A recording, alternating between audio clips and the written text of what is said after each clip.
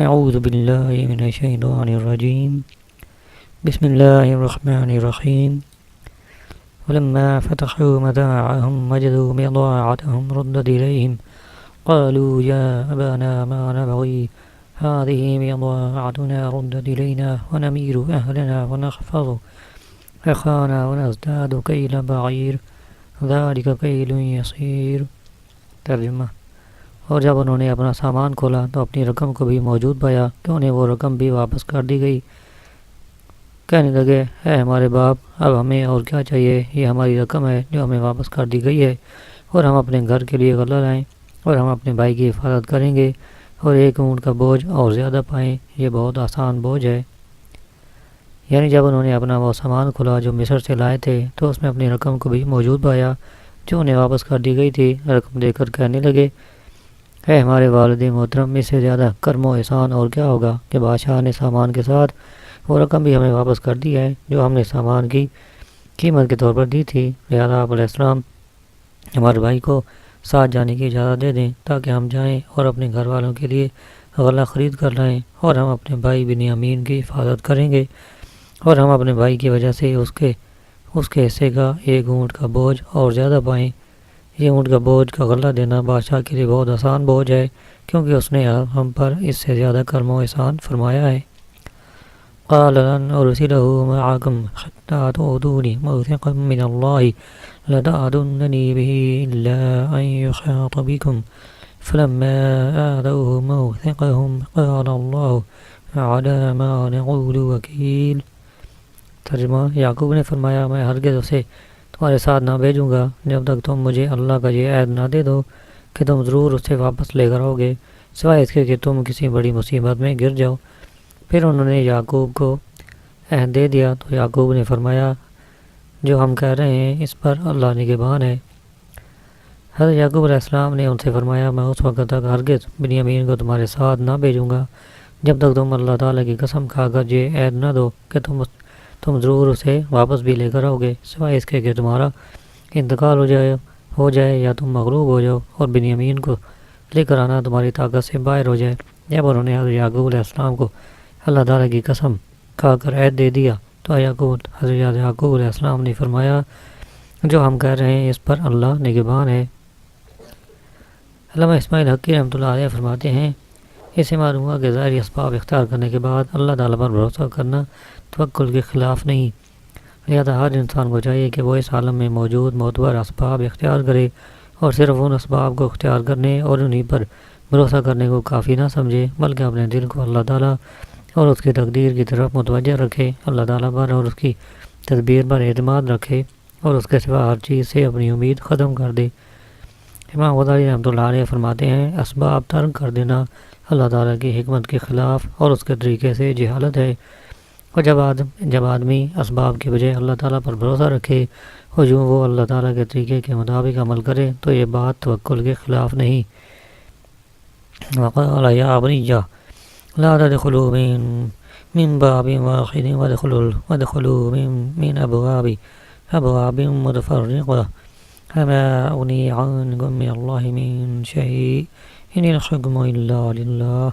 عليه توكلت وعليه فليتوكل المتوكلون۔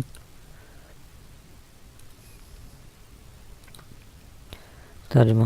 اور فرمایا، اے میرے بیٹو، ایک دروازے نہ داخل ہونا اور جدا جدا دروازوں سے جانا، میں تمہیں اللہ سے نہیں بچا سکتا، حکم تو اللہ ہی کا چلتا ہے، میں نے اسی پر بھروسہ کیا اور بھروسہ کرنے والوں کو اسی پر بھروسہ کرنا چاہیے۔ جب حضرت یعقوب علیہ السلام کے بیٹے مصر جانے کے ارادے سے نکلے تو آپ علیہ السلام نے سب بیٹوں کو نصیحت کرتے ہوئے ارشاد فرمایا، اے میرے بیٹو، مصر میں ایک دروازے سے نہ داخل ہونا بلکہ جدا جدا دروازوں سے جانا تاکہ بری نظر لگنے سے محفوظ رہو۔ یاد رہے کہ پہلی مرتبہ جب یہ لوگ مصر گئے تھے اس وقت حضرت یعقوب علیہ السلام نے یہ نہیں فرمایا تھا، کیونکہ اس وقت تک کوئی یہ نہ جانتا تھا کہ یہ سب بھائی اور ایک باپ کے اولاد ہیں، لیکن اب چونکہ جان چکے تھے اس لیے بری نظر لگ جانے کا احتمال تھا، اس وجہ سے آپ علیہ السلام نے سب کو علیحدہ علیحدہ ہو کر داخل ہونے کا حکم دیا۔ اس سے معلوم ہوا کہ آفتوں اور مصیبتوں سے نجات حاصل کرنے کی تدبیر کرنا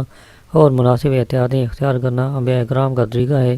سید المرسلین صلی اللہ علیہ وسلم آفتوں اور مصیبتوں سے بچنے کے لیے خود بھی مناسب تدبیریں فرمایا کرتے اور دوسروں کو بھی بتایا کرتے تھے، جیسا کہ حضرت عبداللہ بن عباس رضی اللہ عنہ فرماتے ہیں، نبی کریم صلی اللہ علیہ وسلم امام حسن اور امام حسین پر یہ کلمات پڑھ کر پھونکا کرتے اور فرماتے، تمہارے جد امجد بھی حضرت اسماعیل اور حضرت اسحاق علیہ السلام پر یہ کلمات پڑھ کر دم کیا کرتے تھے، اعوذ بکلمات اللہ التامۃ من کل شیطان ہامہ ومن کل عین لامہ۔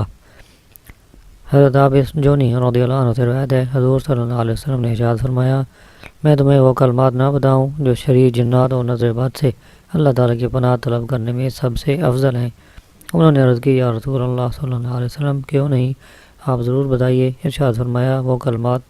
یہ دونوں صورتیں ہیں، قل اعوذ برب الفلق اور قل اعوذ برب الناس۔ نیز یہ بھی معلوم ہوا کہ بری نظر سے بچنے کے لیے کوشش کرنی چاہیے، کیونکہ اس سے نقصان پہنچ سکتا ہے۔ بری نظر سے متعلق حدیث پاک میں ہے، حضرت عبداللہ بن عباس رضی اللہ عنہ سے روایت ہے، نبی کریم صلی اللہ علیہ وسلم نے ارشاد فرمایا، نظر حق ہے، اگر کوئی چیز تقدیر پر سبقت کر سکتی ہے تو وہ نظر ہے، اور جب تم سے نظر کے علاج کے لیے غسل کرنے کا کہا جائے تو غسل کر لو۔ حضرت جابر بن عبداللہ رضی اللہ عنہ سے روایت ہے، رسول اللہ صلی اللہ علیہ وسلم نے ارشاد فرمایا، اس ذات کی قسم جس کے قبضہ قدرت میں میری جان ہے، بے شک بری نظر مرد کو قبر میں اور اونٹ کو ہنڈیا میں پہنچا دیتی ہے۔ حضرت ابو سعید خدری رضی اللہ عنہ فرماتے ہیں، حضور صلی اللہ علیہ وسلم جنات اور انسانوں کی بری نظر سے پناہ مانگا کرتے تھے، یہاں تک کہ سورہ فلق اور سورہ ناس نازل ہوئیں۔ جب یہ صورتیں نازل ہوئیں تو آپ صلی اللہ علیہ وسلم نے ان دونوں کو اختیار فرما لیا اور دیگر دعاؤں کو چھوڑ دیا۔ مفتی احمد یار خنیمی رحمۃ اللہ علیہ ارشاد فرماتے ہیں کہ بد نظری سے بچنے کے لیے یہ آیت کریمہ بھی تکثیر ہے، وَإِن يَكَادُ الَّذِينَ كَفَرُوا لَيُزْلِقُونَكَ بِأَبْصَارِهِمْ لَمَّا سَمِعُوا الذِّكْرَ وَيَقُولُونَ إِنَّهُ لَمَجْنُونٌ۔ سورہ القلم۔ فرمایا، اور میں تمہیں اللہ سے بچا نہیں سکتا، یعنی جس چیز کی طرف میں نے تمہیں اشارہ دیا وہ اگر اللہ تعالیٰ نے تمہارے لیے مقدر فرما دی ہے تو میں تمہیں اس سے بچا نہیں سکتا، کیونکہ تدبیر تقدیر کو نہیں ٹال سکتی۔ میں نے اپنا معاملہ اللہ کے سپرد کر دیا ہے، میں اسی پر بھروسہ کرتا ہوں اور اپنی اس بات پر بھروسہ نہیں کرتا جس کا میں نے تمہیں حکم دیا ہے، کیونکہ توکل کے ساتھ اسباب اختیار کرنا اسباب چھوڑ دینے سے بہتر ہے۔ اس آیت سے یہ ثابت ہوا کہ اللہ تعالیٰ پر توکل کے ساتھ اسباب اختیار کرنے سے توکل میں کوئی فرق نہیں پڑتا، وہ اپنی جگہ برقرار رہتا ہے۔ وَلَمَّا دَخَلُوا مِنْ حَيْثُ أَمَرَهُمْ أَبُوهُمْ مَا كَانَ يُغْنِي عَنْهُمْ مِنَ اللَّهِ مِنْ شَيْءٍ إِلَّا حَاجَةً فِي نَفْسِ يَعْقُوبَ قَضَاهَا وَإِنَّهُ لَذُو عِلْمٍ لِمَا عَلَّمْنَاهُ وَلَكِنَّ أَكْثَرَ النَّاسِ لَا يَعْلَمُونَ۔ ترجمہ، اور جب وہ وہیں سے داخل ہوئے جہاں سے ان کے باپ نے حکم دیا تھا، وہ انہیں اللہ سے کچھ بچا نہ سکتے تھے، البتہ یعقوب کے دل میں ایک خواہش تھی جو اس نے پوری کر لی، اور بے شک وہ صاحب علم تھا کیونکہ ہم نے اسے تعلیم دی تھی، مگر اکثر لوگ نہیں جانتے۔ آیت کا معنی یہ ہے کہ حضرت یعقوب علیہ السلام کے بیٹوں کا مختلف دروازوں سے شہر میں داخل ہونا ان سے وہ چیز دور نہیں کر سکتا جو اللہ تعالیٰ نے ان کے لیے مقدر فرما دی ہے۔ اللہ تعالیٰ کی تقدیر کو دیکھا جائے تو ان کا ایک ہی دروازے سے داخل ہونا یا مختلف دروازوں سے داخل ہونا دونوں برابر ہیں۔ ان کا مختلف دروازوں سے جانا اگرچہ اللہ تعالیٰ کی تقدیر کو نہیں ٹال سکتا، لیکن بد نظری سے بچنے کی یہ تدبیر اختیار کرنا حضرت یعقوب علیہ السلام کے دل کی ایک تمنا تھی جو انہوں نے پوری کر لی۔ حضرت یعقوب علیہ السلام صاحب علم تھے اور کیونکہ اللہ تعالیٰ نے انہیں تعلیم دی تھی، مگر اکثر لوگ وہ علم نہیں جانتے جو اللہ تعالیٰ اپنے چنے ہوئے بندوں کو دیتا ہے۔ وَلَمَّا دَخَلُوا عَلَىٰ يُوسُفَ آوَىٰ إِلَيْهِ أَخَاهُ قَالَ إِنِّي أَنَا أَخُوكَ فَلَا تَبْتَئِسْ بِمَا كَانُوا يَعْمَلُونَ۔ ترجمہ، اور جب وہ سب بھائی یوسف کے پاس گئے تو یوسف نے اپنے سگے بھائی کو اپنے پاس جگہ دی اور فرمایا، بے شک میں تیرا حقیقی بھائی ہوں، تو اس پر غمگین نہ ہونا جو یہ کر رہے ہیں۔ یعنی جب وہ سارے بھائی حضرت یوسف علیہ السلام کے پاس گئے اور انہوں نے کہا کہ ہم آپ کے پاس اپنے بھائی بنیامین کو لے کر آئے ہیں، تو حضرت یوسف علیہ السلام نے فرمایا، تم نے بہت اچھا کیا۔ پھر انہیں عزت کے ساتھ مہمان بنایا اور جا بجا دسترخوان لگائے گئے اور ہر دسترخوان پر دو بھائیوں کو بٹھایا گیا۔ بنیامین اکیلے رہ گئے تو وہ رو پڑے اور کہنے لگے، اگر میرے بھائی حضرت یوسف علیہ السلام زندہ ہوتے تو وہ مجھے اپنے ساتھ بٹھا دے۔ حضرت یوسف علیہ السلام نے فرمایا کہ تمہارا ایک بھائی اکیلا رہ گیا ہے۔ یہ فرما کر آپ علیہ السلام نے بنیامین کو اپنے دسترخوان پر بٹھا لیا اور اسے فرمایا تمہارے فوت شدہ بھائی کی جگہ میں تمہارا بھائی ہو جاؤں تو کیا تم پسند کرو گے؟ بنیامین نے کہا آپ جیسا بھائی کس کو میسر رہے گا؟ لیکن حضرت یعقوب علیہ السلام کا فرزند اور حضرت یوسف علیہ السلام کی والدہ راحیل کا نور نظر ہونا آپ کو کیسے حاصل ہو سکتا ہے؟ یہ سن کر حضرت یوسف علیہ السلام رو پڑے اور بنیامین کو گلے سے لگایا اور فرمایا بے شک میں تیرا حقیقی بھائی یوسف ہوں، تم اس پر غمگین نہ ہونا جو یہ کر رہی ہیں، بے شک اللہ تعالیٰ نے ہم پر احسان کیا اور ہمیں بھلائی کے ساتھ جمع فرما دیا، اور ابھی اس راز کی اپنے بھائیوں کو اطلاع نہ دینا۔ یہ سن کر بنیامین فرد مسرت سے بے خود ہو گئے اور حضرت یوسف علیہ السلام سے کہنے لگے اب میں آپ سے جدا نہیں ہوں گا۔ حضرت یوسف علیہ السلام نے فرمایا والد صاحب کو میری جدائی کا بہت غم پہنچ چکا ہے، اگر میں تمہیں بھی روک لیا تو انہیں اور زیادہ غم ہوگا، اور آپ کو روکنے کی اس کے علاوہ اور کوئی صورت بھی نہیں کہ آپ کی طرف کوئی غیر پسندیدہ بات منسوب کر دی جائے۔ بنیامین نے کہا اس میں کوئی مذائقہ نہیں۔ فلما جهزهم بجهازهم جعل السقاية في رحل أخيه ثم أذن مؤذن أيتها العير إنكم لسارقون۔ ترجمہ پھر جب انہیں ان کا سامان مہیا کر دیا تو اپنے بھائی کی بوری میں پیالہ رکھ دیا، پھر ایک منادی نے ندا دی اے قافلے والو بے شک تم چور ہو۔ یعنی پھر جب یہ حضرت یوسف علیہ السلام نے انہیں ان کا سامان مہیا کر دیا اور ان میں سے ہر ایک کو ایک اونٹ کا بوجھ غلہ دے دیا اور ایک اونٹ کا بوجھ بنیامین کے لیے خاص کر دیا، تو اپنے بھائی بنیامین کی بوری میں بادشاہ کا وہ پیالہ رکھ دیا جس میں وہ پانی پیتا تھا۔ وہ پیالہ سونے کا تھا اور اس میں جواہرات لگے ہوئے تھے، اور اس وقت اس پیالے سے غلہ ناپنے کا کام لیا جاتا تھا۔ قافلہ کنعان جانے کے ارادے سے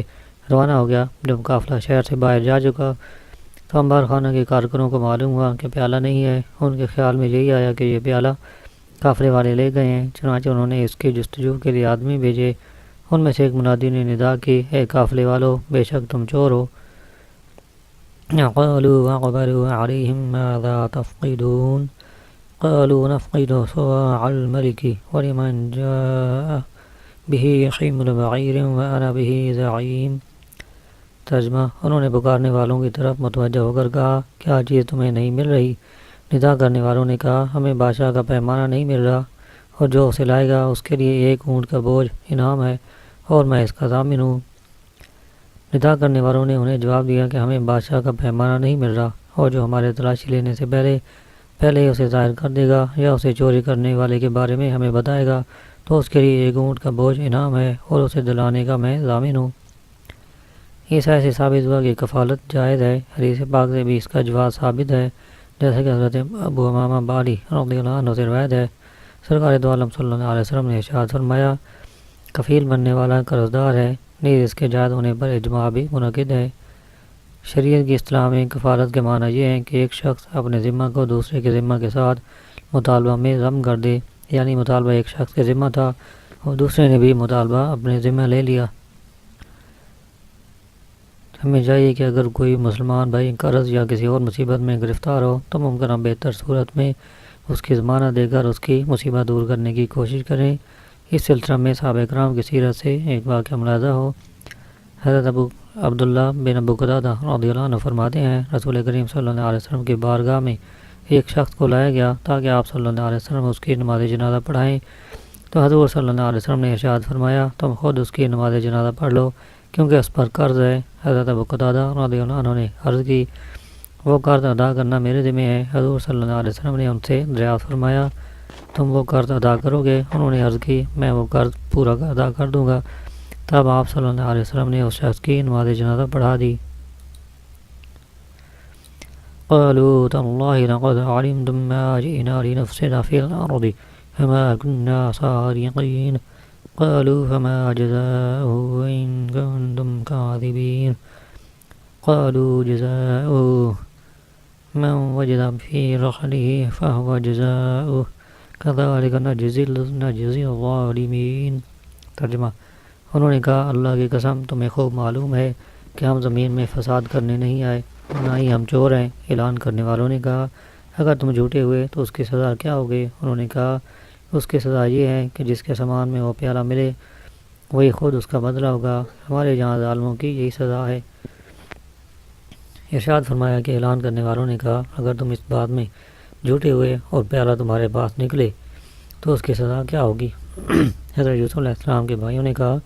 اس کی سزا یہ ہے کہ جس کے سامان میں وہ پیالہ ملے اس کے بدلے میں وہ اپنی گردن چیز کے مالک کے سپرد کر دے اور وہ مالک 1 سال تک اسے غلام بنائے رکھے۔ حضرت یعقوب علیہ السلام کی شریعت میں چونکہ چوری کی یہی سزا مقرر تھی، اس لیے انہوں نے کہا کہ ہمارے جہاں ظالموں کی یہی سزا ہے۔ پھر یہ قافلہ مصر لایا گیا اور ان صحابوں کو حضرت یوسف علیہ السلام کے دربار میں حاضر کیا گیا۔ فبدأ بأوعيتهم قبل وعاء أخيه ثم استخرجها من وعاء أخيه كذلك كدنا ليوسف ما كان ليأخذ أخاه في دين الملك إلا أن يشاء الله نرفع درجات من نشاء وفوق كل ذي علم عليم۔ ترجمہ: تو حضرت یوسف نے اپنے بھائی کے سامان کی تلاشی لینے سے پہلے دوسروں کی تلاشی لینا شروع کی، پھر اس پیالے کو اپنے بھائی کے سامان سے نکال لیا۔ ہم نے یوسف کو یہی تدبیر بتائی تھی، بادشاہی قانون میں اس کے لیے درست نہیں تھا کہ اپنے بھائی کو لے لے، مگر یہ کہ اللہ چاہے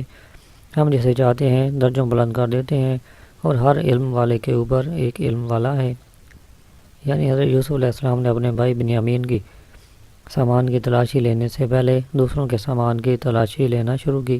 تلاشی لیتے ہوئے جب بنیامین کے سامان تک پہنچے تو حضرت یوسف علیہ السلام نے فرمایا میرا گمان ہے کہ پیالہ اس کے ہی سامان میں ہوگا۔ بھائیوں نے کہا خدا کی قسم ہم اسے نہیں چھوڑیں گے جب تک کہ آپ اس کے سامان کی تلاشی نہ لے لیں، اسی میں آپ کے لیے اور ہمارے لیے بہتری ہے۔ جب حضرت یوسف علیہ السلام نے بنیامین کے سامان کی تلاشی لی تو پیالے کو اس کے سامان سے برآمد کر لیا۔ اس سے معلوم ہوا کہ شرعی ہیلے درست ہیں، کیونکہ حضرت یوسف علیہ السلام نے بنیامین کو روکنے کا ایک ہیلہ ہی اختیار فرمایا اور یہ بالکل جائز ہیلہ تھا، کسی پر ظلم نہ تھا۔ کذالک، اسی طرح یعنی اپنے بھائی کو لینے کی ہم نے حضرت یوسف علیہ السلام کو یہی تدبیر بتائی تھی کہ اس معاملہ میں بھائیوں سے استفسار کریں تاکہ وہ حضرت یعقوب علیہ السلام کی شریعت کا حکم بتائیں جس سے بھائی مل سکے۔ بادشاہی قانون میں حضرت یوسف علیہ السلام کے لیے درست نہیں تھا کہ اپنے بھائی کو لے لیں، کیونکہ بادشاہ مصر کے قانون میں چوری کی سزا مارنا اور دگنا مال لے لینا مقرر تھی۔ یہ بات اللہ تعالیٰ کی مشیت سے ہوئی کہ حضرت یوسف علیہ السلام کے دل میں ڈال دیا کہ سزا بھائیوں سے دریافت کریں، اور بھائیوں کے دل میں ڈال دیا کہ وہ اپنی سنت اور طریقے کے مطابق جواب دیں۔ وَفَوْقَ كُلِّ ذِي عِلْمٍ عَلِيمٍ، اور ہر علم والے کے اوپر ایک علم والا ہے۔ اس آیت سے ثابت ہوا کہ حضرت یوسف علیہ السلام کے بھائی علماء تھے اور حضرت یوسف علیہ السلام ان سے زیادہ علم والے تھے۔ خیال رہے کہ حضرت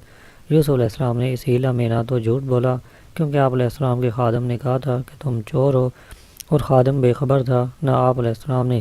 بھائی پر چوری کا بہتان لگایا، بلکہ جو کچھ کیا گیا خود بنیامین کے مشورہ سے کیا گیا، اس لیے اللہ تعالیٰ نے اس کی تعریف فرمائی اور فرمایا کذالک کدنا لیوسف، یہ تدبیر یوسف کو ہم نے سکھائی۔ یاد رہے کہ مخلوق میں ہر علم والے سے اوپر ایک علم والا ہونے کے سلسلے کی انتہا تاجدار رسالت صلی اللہ علیہ وسلم پر ہے، اور ان سے بے انتہا زیادہ خالق و مالک کا علم ہے، جیسا کہ حضرت عبداللہ بن عباس رضی اللہ عنہ فرماتے ہیں کہ ہر عالم کے اوپر اس سے زیادہ علم رکھنے والا عالم ہوتا ہے، یہاں تک کہ یہ سلسلہ اللہ تعالیٰ تک پہنچتا ہے اور اس کا علم سب کے علم سے برتر ہے۔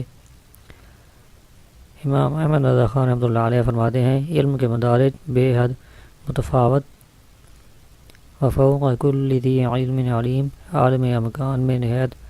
نہایات حضور سید کائنات صلی اللہ علیہ وسلم،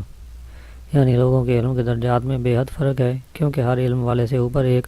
علم والا ہے، اور اس کائنات میں سب کے علم کی انتہا کائنات کے سردار صلی اللہ علیہ وسلم پر ہے۔ ایک اور مقام پر فرماتے ہیں بلا شبہ غیر خدا کا علم معلومات الہیہ کو حاوی نہیں ہو سکتا، مساوی درکنار تمام اولین و آخرین انبیاء و مرسلین و ملائکہ مقربین سب کے علوم مل کر علوم الہیہ سے وہ نسبت نہیں رکھ سکتے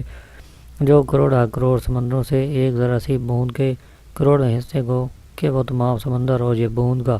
کروڑواں حصہ دونوں متناہی ہیں، اور متناہی کو متناہی سے نسبت ضرور ہے، بخلاف علوم الہیہ کہ وہ غیر متناہی در غیر متناہی در غیر متناہی ہیں، اور مخلوق کے علوم اگرچہ عرش و فرش، شرق و غرب، جملہ کائنات از روز اول تا روز آخر کو محیط ہو جائیں۔ آخر متناہی ہے کہ عرش و فرش دو حدیں ہیں، روز اول و روز آخر دو حدیں ہیں، اور جو کوئی دو حدوں کے اندر ہو سب متناہی ہے۔